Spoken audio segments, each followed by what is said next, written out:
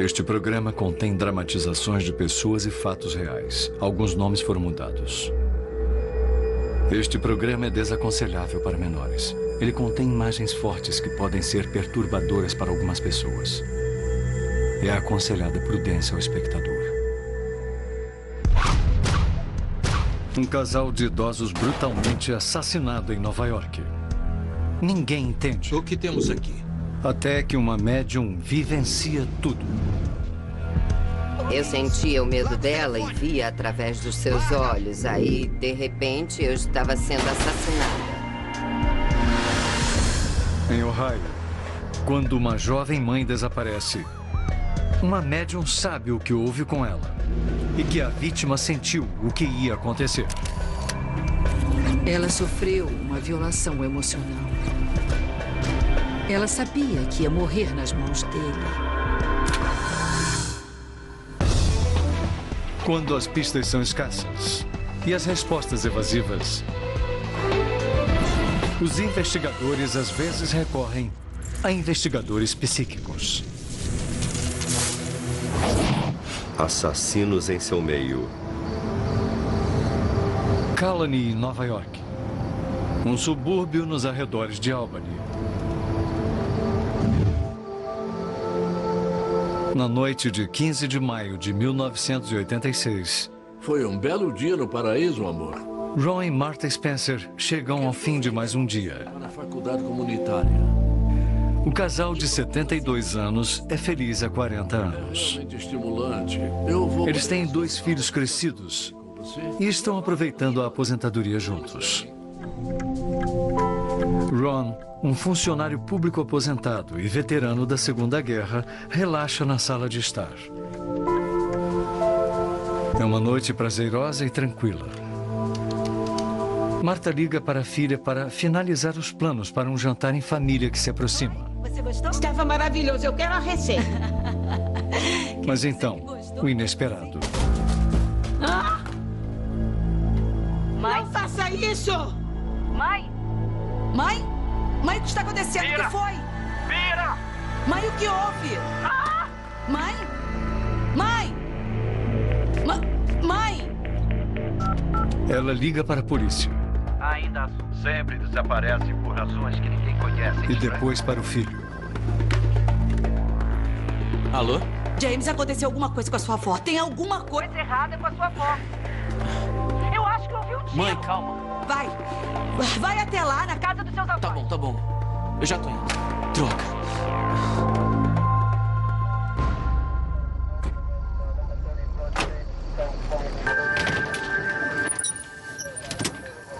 A tranca da porta de trás estava quebrada. Polícia! Tem alguém em casa?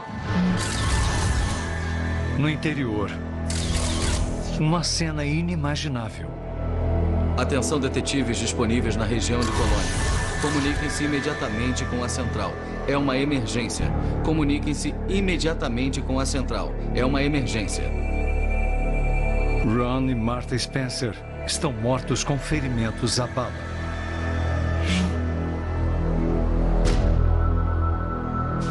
O que temos aqui? O que tem aí, policial? A perícia... O investigador de homicídios, Tenente Raymond Krolak, tenta entender o que aconteceu. Ainda não, senhor. Reconstituição. Olhando a cena do crime, só dava para pensar em 2 possibilidades: homicídio e suicídio, ou homicídio duplo. O Tenente Krolak já seguiu para a cena do crime. Virando a vítima masculina, sem achar arma alguma embaixo dela e nada embaixo da vítima feminina, temos que presumir que foi homicídio duplo. Entendido, sargento. Estamos aguardando uma... Parece uma execução. A vítima feminina foi alvejada a queima-roupa. Entendido, tenente. Ambulância. A mesma coisa com a vítima masculina. As únicas coisas que achamos foram 2 cartuchos vazios calibre 25. Mas por que matar 2 cidadãos idosos? A primeira impressão foi que tentaram assaltar e foram surpreendidos com as vítimas na casa. Tiveram que fazer o que fizeram. Ou então fugir. Eles atiraram. Não há outra razão para atirar neles, além de talvez as vítimas saberem quem eram. Parece que o assassino fugiu sem nada levar. Nada foi mexido, nada foi revirado. No andar de baixo havia um cofre. O cofre não foi aberto. Não achamos mais nada faltando, além de talvez uma coleção de moedas. Os investigadores esperam que alguém tenha visto o assassino.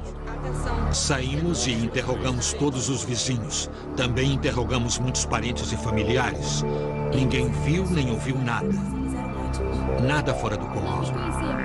Muito frustrante. Ela ligou para combinarmos. A filha dos Spencer está em choque. Era um jantar. Ela não consegue imaginar por que alguém machucaria os seus pais. Eles eram pessoas amáveis e nunca incomodaram ninguém. Uma receita para esse jantar em família. E aí o filho dela, James Mariani, diz uma coisa que intriga os investigadores. Não são cartuchos calibre 25? Um dos meus detetives tinha saído da casa com um saco plástico com 2 cartuchos vazios. Não dava para saber o calibre das balas daquela distância. Sargento Brown, comunique-se urgente com a central urgente. O neto não estava perturbado, não estava emocionalmente agitado. Muito calmo. Nesse momento, ele virou um suspeito.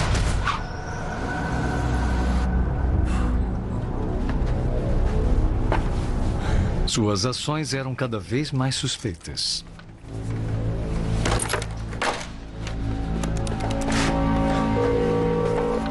Tenente Ray Krolak. Tenente Krolak, James Mariani. O neto liga no dia seguinte exigindo o testamento, não só perguntando por ele. Exigindo. Nós o fizemos ir à delegacia. Sente-se aí. O que posso fazer por você? Bom, eu vim ver o que meu avô deixou no testamento. Dissemos que havia um testamento do qual ele não fazia parte. Como assim? O senhor tá brincando?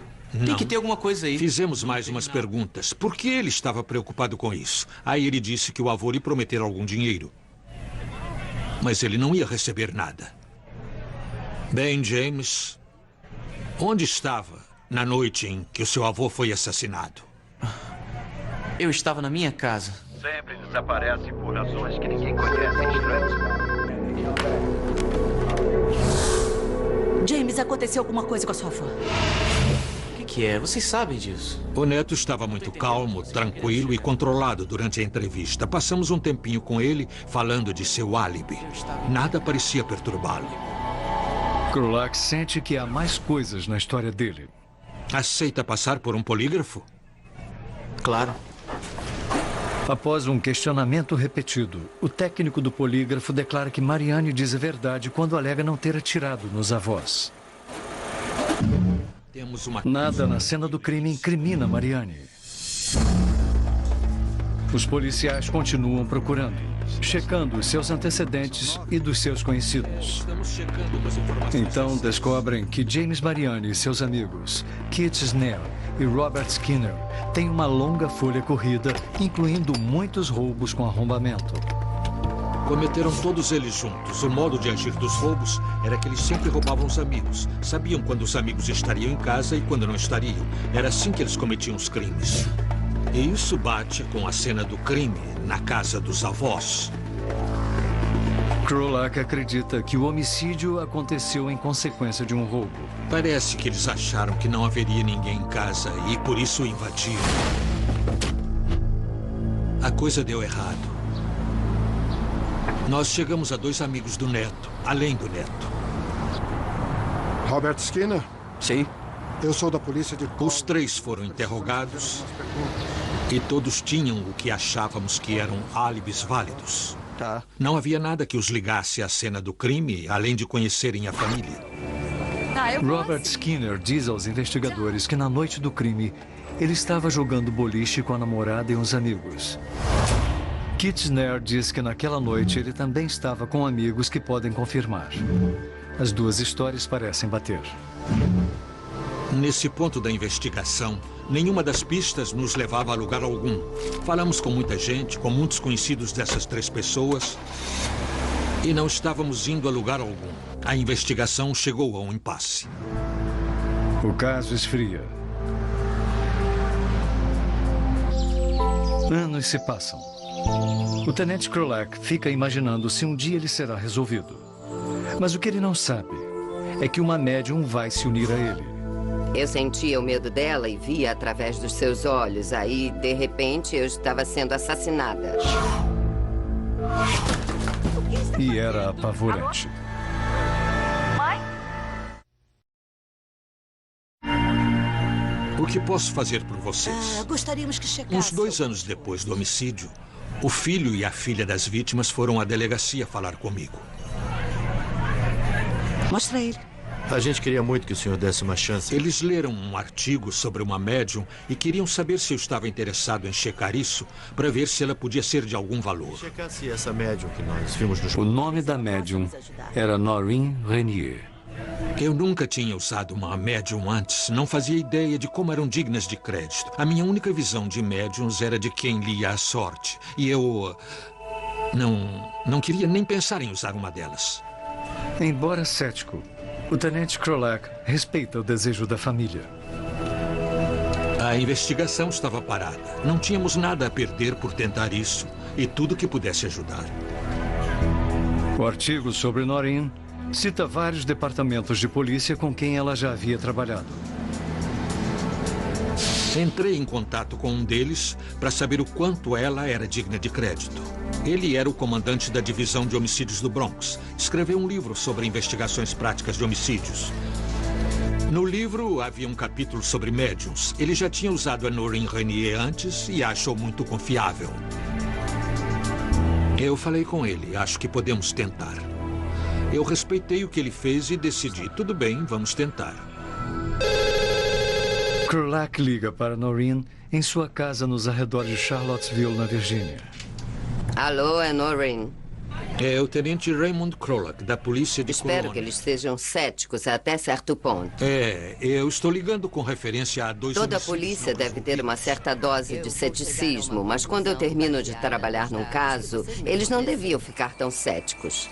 Eles sabem que eu sou de verdade, sabem que eu faço o que alego fazer. Noreen concorda em trabalhar no caso.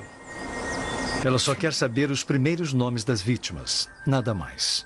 Se você tem informação, a sua mente lógica pode agir. Se você não tem informação, a sua mente intuitiva ou a mente psíquica tem que entrar em ação. Eu disse ao detetive Krolak que precisava de alguma coisa dos corpos, alguma coisa que estivessem usando quando foram mortos. Krolak manda o cinto de Ron e os óculos de Martha.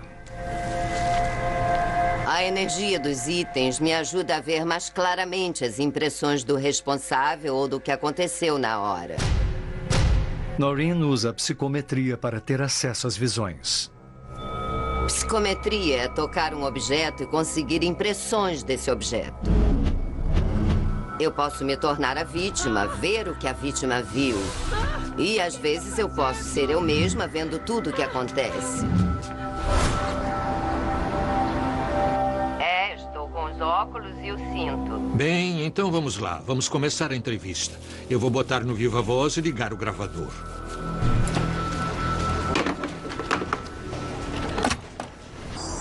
Noreen começa com Martha. Reconstituição. O detetive me perguntou o que ela estava fazendo quando foi morta. Eu disse que senti que ela estava ao telefone. Eu ouvi uma voz feminina. É uma parente que está com ela no telefone. Martha estava falando com a filha pouco antes de ser assassinada. Eu me transformei nela, sentia o seu medo e via através dos olhos dela o que ela estava vendo. Larga o telefone! O que você vê? O que você vê, Noreen? Alguém arrombou a porta. Larga o telefone! Mãe?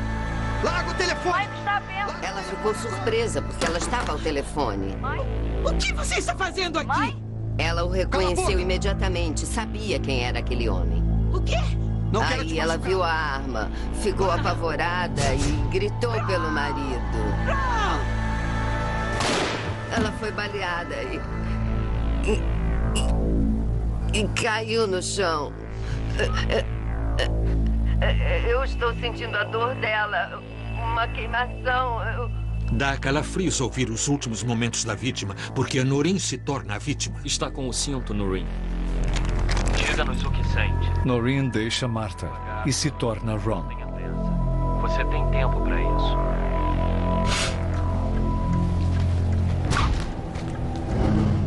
Quando eu toquei no cinto, senti o homem sentado, lendo o jornal. Lembro da mulher gritando o nome dele. Eu senti ele levantando, pegando alguma coisa e indo para o corredor. O que está fazendo aqui? O que foi?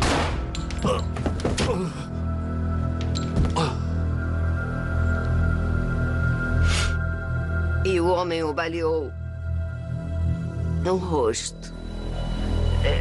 Eu não... É difícil para Noreen continuar. É muito doloroso. É preciso muita energia da minha parte. Eu posso suportar 1h, 1h30 cada vez. Isso me exige muito. O que foi? Eles resolveram que era o fim da sessão, mas queriam marcar outro encontro comigo. Agora, os detetives viajam para a casa de Noreen na Virgínia para outra sessão frente a frente. Nós precisamos saber o que aconteceu. Eles precisam dela para identificar o assassino. Respire profundamente, relaxe. Mais uma vez, Noreen vivencia o assassinato de Ron e Martha Spencer.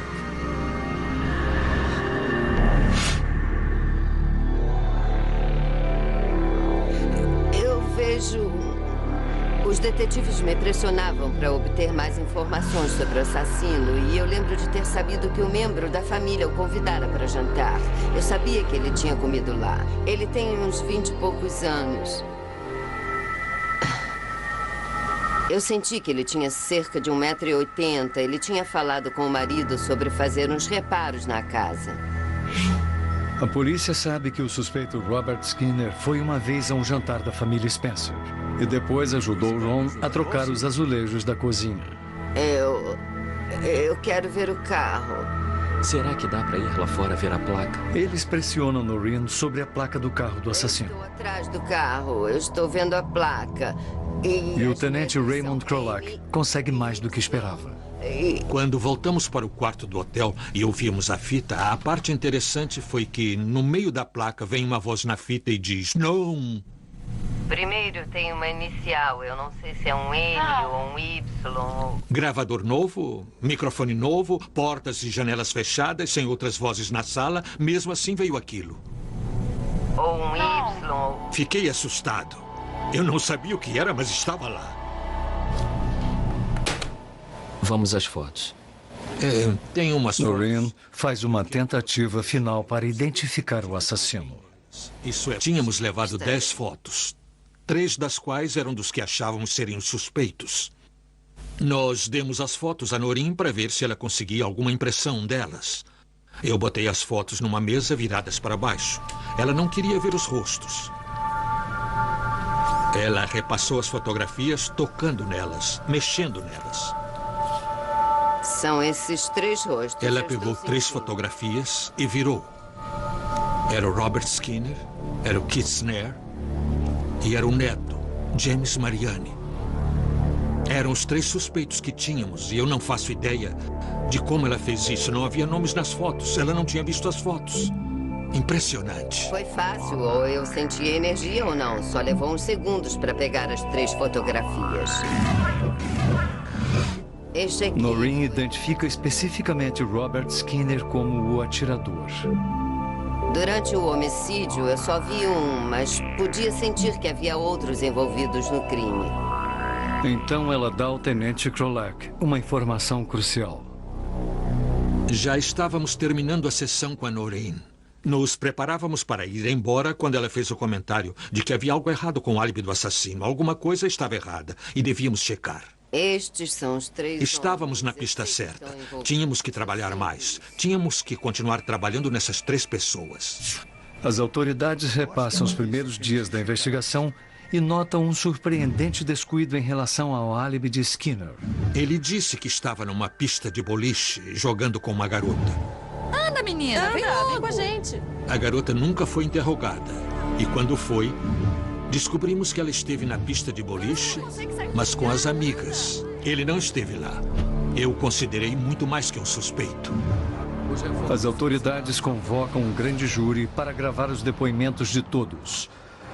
Durante este processo, elas descobrem a testemunha de que precisavam. Eu sou o Tenente Krolak. Os investigadores falam com um presidiário que conhece intimamente o crime. O que sabe? Eu sei exatamente quem matou o senhor e a senhora Spencer. Os velhos ficam sozinhos. O informante tinha sido convidado a participar do roubo com os outros suspeitos. Eu tô achando que vai ser Ele disse que James Mariani, Robert Skinner e Kit Snare planejaram roubar os Spencer. doces de uma criança.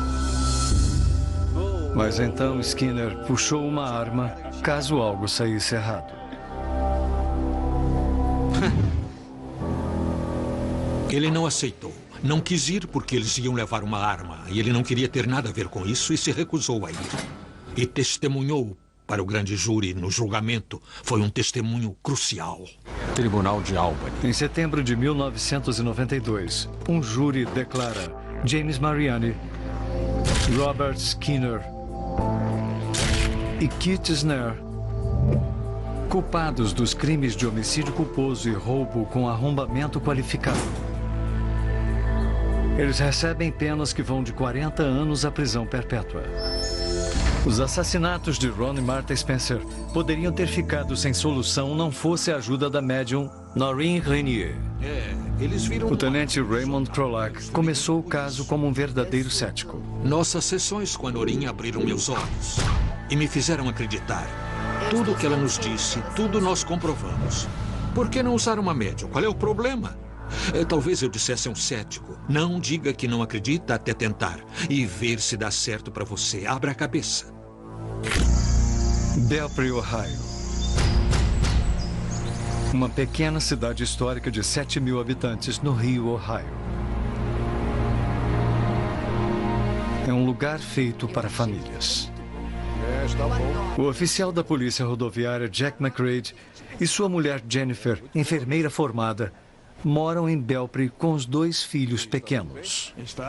A dor melhorou? Os pais de Jennifer, Janet e Tom Barrett, também moram na cidade. E todos se reúnem sempre que possível.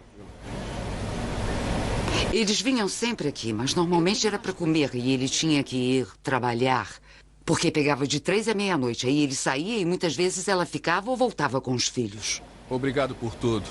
Tudo bem. Eles levavam vidas simples e tranquilas. Até 19 de setembro de 1996. Naquela manhã, a central da polícia de Belpre recebe uma ligação. Oi, eu quero dar uma queixa. É Jack McRae ligando para dar queixa do desaparecimento de Jennifer. Ele diz que a maioria das roupas e o carro dela sumiram. De acordo com a despachante Moni Tanner. Que é muito estranho, ela não apareceu. Os anéis dela estavam na mesa. Ela não apareceu no trabalho. E ele tinha que dar a queixa do desaparecimento. Eu mandei um policial à residência para registrar a queixa. Jack acreditava que Jennifer tinha fugido com outro homem. Então ele talvez não precise dar queixa, afinal. Você acha que talvez seja possível? Mas seguindo o procedimento, o policial anota todas as informações para os detetives investigarem. Ela simplesmente sumiu, desapareceu. Naquela tarde, na clínica veterinária dos Barrett, Janet e Tom trabalham no que eles pensam ser um dia normal. Tudo bem? Eu preciso falar. O dia é tudo, menos normal. O Jack chegou ao escritório umas 3 horas e disse, ela sumiu. Desse jeito. Ela sumiu. Ele disse, não acho ela. Ela pegou muito dinheiro, as roupas dela e saiu. Nós sabíamos que eles não tinham muito dinheiro e que ela não iria embora deixando os 2 garotos. Soubemos na hora que havia algo errado. Oi, mãe. As crianças... Janet falou com Jennifer na noite anterior. Todos os dias eles me ligavam para dar boa noite. E naquela noite eu falei com ela. Tá bom. Era umas 9 horas. Durma bem. Foi a última vez que falei com ela. Os Barrett não acreditam que Jennifer fugiu. Nós fizemos uns cartazes e ligamos para as empresas aéreas e para todos que podiam saber alguma coisa sobre o desaparecimento dela. Desaparecida, Jennifer McCready. Mas ninguém viu nem ouviu falar na Jennifer. O medo se instala. Ira Walker é o chefe da polícia de Belpre. Temos que determinar se havia brigas domésticas ou se havia problemas na família. Ou se aconteciam coisas que possam ter feito Jennifer ir embora sozinha. Ou talvez sair sob circunstâncias misteriosas. Comecem a procurar. O patrulheiro Jack McCready vai à delegacia falar com um detetive. Eu liguei para a polícia e eu dei a queixa. Ele admite que o casamento estava difícil e disse que tinha certeza de que Jennifer tinha ido embora de vez. Eu trabalho a tentar. Sua certeza surpreende o sargento detetive Dave Garvey. Se ela fugiu com o outro, mais cedo ou mais tarde iria voltar para ter metade da casa ou metade da poupança, ou para pegar as crianças, ou para visitá-las. E aí ele me dizia, ela não vai voltar. E que os meninos eram dele. E eu achei isso muito estranho. E a história de Jack também parecia ensaiada. Quando ele me contou o que houve era só ABCDEFG descendo a linha. Quando foi que você percebeu que ela tinha te deixado? Quando eu tentei fazer o Jack voltar ao meio, ele sempre tinha que voltar a outro ponto. Normalmente, se a pessoa inventa alguma coisa e ensaiou muitas e muitas vezes, é difícil para ela voltar ao meio. O Jack tinha problemas para fazer isso. Mas é difícil crer que um colega policial tenha ferido a esposa, de acordo com o tenente detetive do município de Washington, Jeffrey Severs. Nós conhecíamos o Jack. Muitos detetives eram amigos da família. E muitos até foram ao casamento dele. Embora não haja provas, Tom e Janet Barrett suspeitam de que Jack fez alguma coisa com a Jennifer. Mas ele é um policial e está com as crianças. O Jack vinha para jantar e brincar com as crianças e... Nós não sabíamos o que fazer. Não podíamos dizer nada para ele porque não sabíamos o que ele poderia fazer às crianças ou a nós. Se eles se tornassem amigos, isso poderia ajudar Garvey a descobrir a verdade. Se o Jack começasse a desconfiar que estava sendo observado, isso o faria se isolar do Tom e da Janet. Então eu tinha que ficar falando para o Tom, não fique zangado com ele, não grite com ele, não diga a ele que você sabe que aconteceu alguma coisa. Tente manter ele no laço. Quando a notícia se espalha, testemunhas em potencial aparecem. Um amigo da família viu o carro dos McCready na manhã em que Jennifer supostamente desapareceu. E, para ele, a Jennifer estava naquele veículo. E ele achou muito estranho, porque ela sempre dirigia devagar. Mas desta vez ela corria, não acenou e foi embora. E então, 2 dias depois que Jack deu queixa do desaparecimento, a polícia acha o carro de Jennifer em um parque local. E liga para Jack para ele abrir o carro.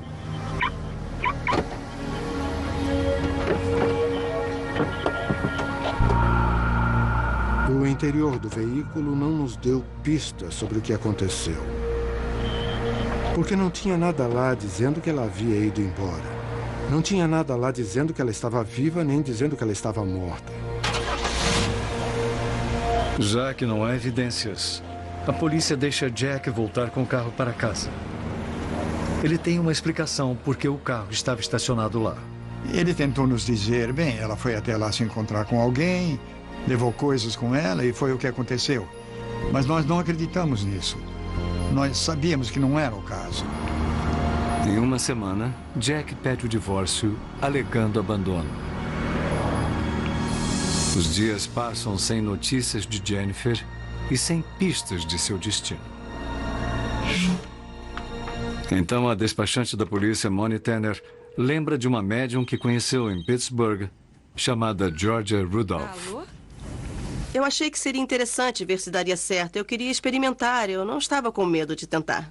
Oi, como vai, Moni? Ela me informou que eles receberam uma queixa de desaparecimento de uma mulher chamada Jennifer. É só o que Georgia precisa saber. O resto ela já sabe. Eu me senti mal. Eu sei imediatamente se uma pessoa morreu pelo padrão vibratório da situação. Porque a vibração física é diferente da vibração espiritual. E se eu tenho uma pessoa viva, então ela tem uma vibração física. Se a pessoa já morreu, ela tem uma vibração espiritual. Tá bom. Cova rasa. Ela me disse que a Jennifer com certeza tinha sido baleada. Nós iríamos achá-la numa cova rasa ao lado de uma estrada principal, enrolada em algo branco e rosa. Moni dá essa informação ao sargento detetive Dave Garvey. Moni achou que ia me ajudar muito se eu ligasse para Georgia. Que ela provavelmente tinha mais para me contar. Eu não acredito nessas coisas. Eu não posso ir ao grande júri. Eu acho que sou das antigas e vou fazer isso do jeito que sou treinado para fazer. Eu nunca pensei em ligar para uma médium. Nem nesse caso, nem em nenhum outro. Alô? E depois que Moni foi embora, fiquei pensando sobre aquilo. E achei que não haveria mal em ligar para Georgia. Há uns 15 dias. Eu disse, ela foi assassinada. Eu disse, recebeu um tiro atrás da cabeça. Aí ele me disse... Você tem algum suspeito? Você sabe quem a matou? Eu disse, o homem que você procura, o físico dele lembra o de um lenhador. Musculoso, forte. Lumberjack em... Georgia lembra que isso pode querer dizer que quem causou a morte pode se chamar Jack. Eu disse, esse homem ganha vida atrás do volante de um veículo. Ele perguntou, motorista de caminhão? Eu disse não. Aí ele perguntou se era caixeiro viajante. Eu respondi que não. É mais assustador do que isso. Eu perguntei ao sargento Garvey, tem certeza de que quer saber? Ele disse, tenho. Pois é um policial. E ele disse, na mosca. Georgia, eu preciso... As visões de Georgia refletem as suspeitas de Garvey. Georgia, eu vou te botar no viva voz para o chefe ouvir, tá bom? Tudo bem? Obrigado. Tudo bem, Georgia, pode continuar. Ele e o chefe Ira Walker testam a médium perguntando onde está enterrado o corpo. E Georgia, a 265 quilômetros de Belpre, Ohio, diz onde está. O que vocês precisam fazer é pegar a estrada principal que sai da cidade de vocês.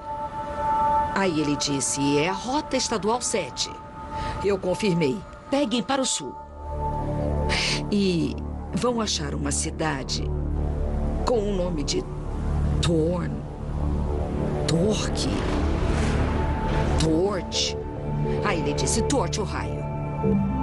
Ela nos deu uma série de 3 números. E os números eram 2, 9, 8, 9, 82, 8, 29. Ela disse, você tem que misturar os números. Eu não posso lhe dar o número exato da tal rodovia, mas tem algo a ver com a morte dela. Pode ser esta aqui. Estou achando que essa é a mais provável. Não houve problema para localizar a área. Acontece que o número estava certo. Sou de Belpre. Perto da cidade rural de Torch, há uma estrada de número 298. Quando vocês virem esses números, peguem essa estrada e andem cerca de 400 metros. Vão ver uma estrada que vocês vão subir e virar.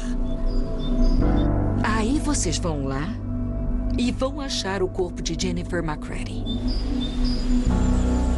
Georgia nos deu informação de que ela deveria ser encontrada vestida com alguma coisa rosa e enrolada em um lenço azul. Obrigado. A conexão com Jennifer deixa Georgia esgotada. Eu acho que nunca experimentei a sensação que senti com o caso McCready. Quando eu fiz contato com a Jennifer, por causa da violação pela qual ela passou antes de morrer. Ela sofreu a violação emocional de saber que o marido ia matá-la. Ela sabia que ia morrer nas mãos dele. Olha, eu acho... Walker e Garvey ainda estão céticos. Você sabe muito Porém, bem que eu não acredito nelas. O meu caso pessoal com as médiums é que eu não acredito nelas. São como qualquer outra testemunha. Talvez você siga o que elas tenham a dizer. É uma pista. Então você vai atrás dessa pista. Eu acho que não estaria fazendo o meu trabalho para as famílias das vítimas se não checasse cada uma das pistas. E se uma médium me dá uma pista, eu vou segui-la. Mas antes da polícia liberar homens para a busca, notícias do caso chegam à amiga de Georgia, Katy Wyndham, que mora em Belpre. Alô? Oi, Georgia. Quando Katy liga, Georgia fala da sua visão. Lendo aqui no jornal e eu pensei se você sabe da desaparecida. E ela disse, eu vou achar essa estrada. Eu disse, se afasta de lá. Aí eu disse, você não vai querer entrar nessa estrada. Mas Katy sai assim mesmo, seguindo as instruções de Georgia, ao sul de Belpre, em direção a Torch, virando na estrada 298 até uma estrada de terra que vira. Quando vai fazer a última curva, ela o vê. O patrulheiro Jack McCready.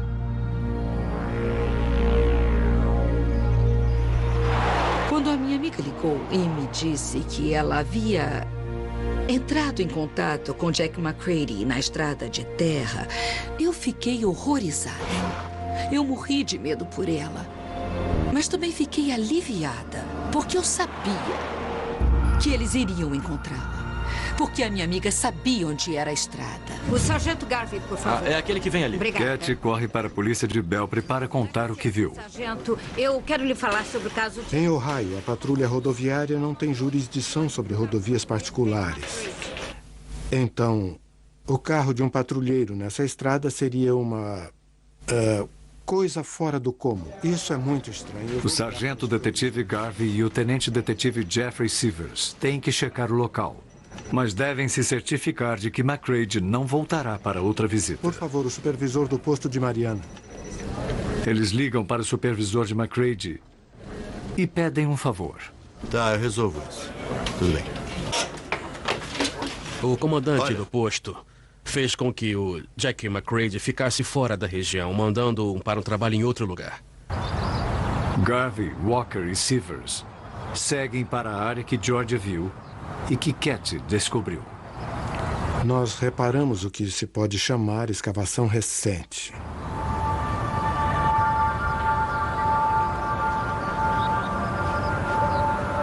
E depois de mexer na terra por um tempo, nós achamos um saco de nylon azul com um feixe eclair.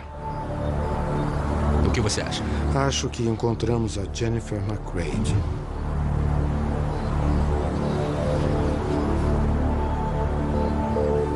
Nós retiramos o saco da cova.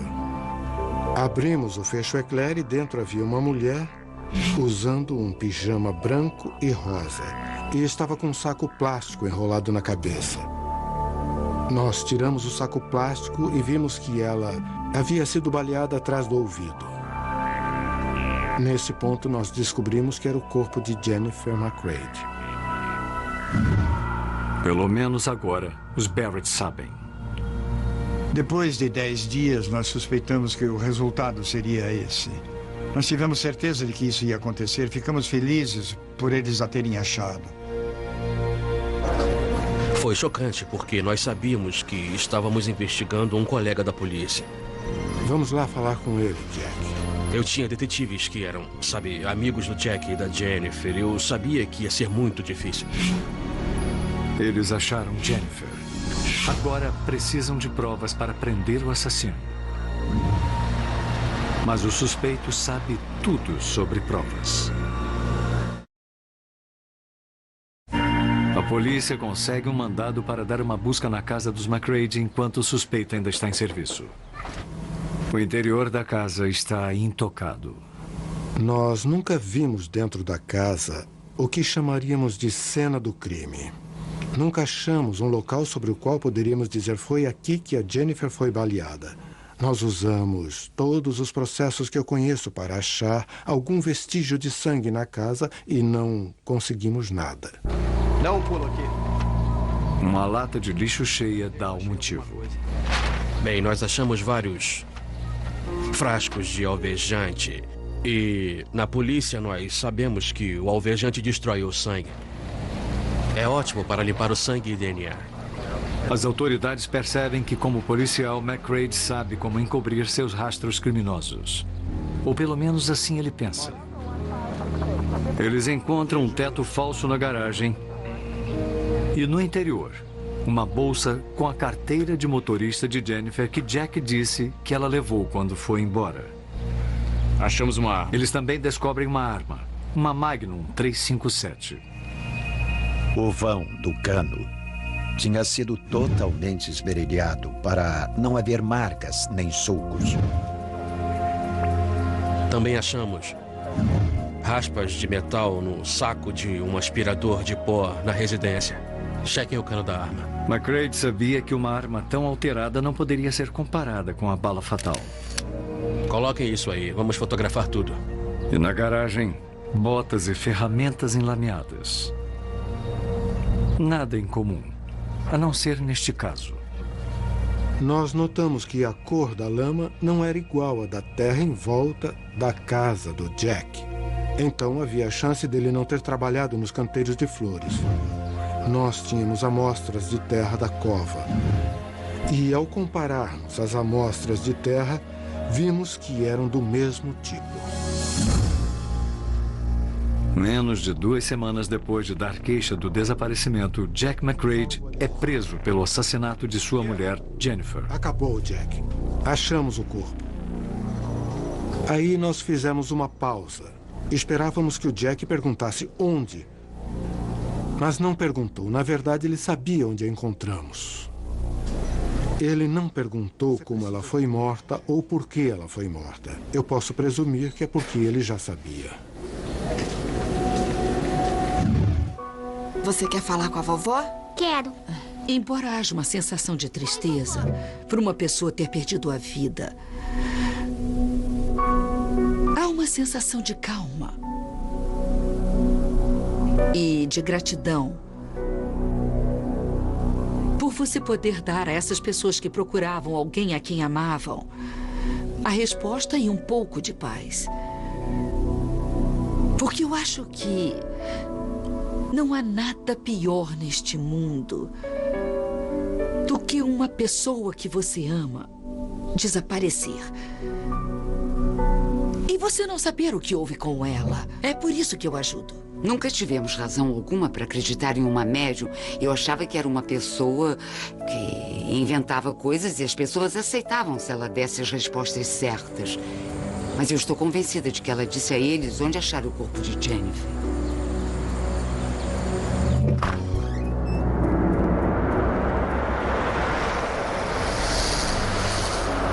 Janet e Tom Barrett esperam que possa haver uma lição no terrível assassinato de sua filha Jennifer. Se você tem problemas no casamento, é melhor fazer alguma coisa.